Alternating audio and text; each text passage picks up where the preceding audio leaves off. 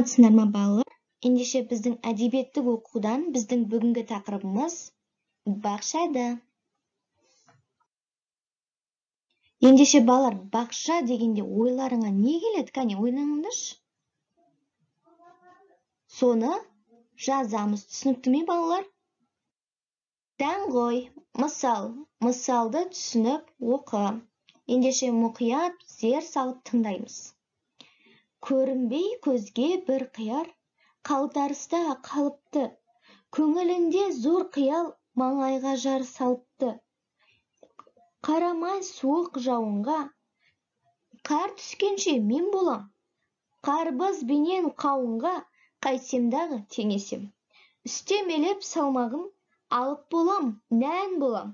Топырақтың бар нәрін тататын тек мен болам. Деді байғұс күрсініп, даңғойланды, мақтанды. Жел өкпелі қырсығы барлық сырын ақтарды. Бірақ болмай дегені, жетті уақыт мөлшері, тамырының қорегі таусылды да ол семді. Жарамады жеуге де, адам қолға алмады. Жарамады жемге де, мал маңына бармады. Жарамаса кәдеге, құр жатқаннан не пайда? Өндірмесе дәнеме, мақтанғаннан не пайда? Есентай Ерботин.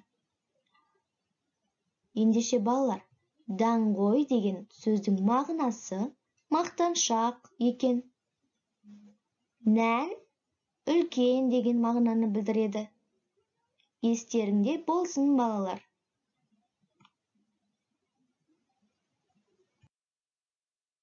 Ендеше, осы мысалдың авторы Есентай Ерботин Павлодар облысында туылған.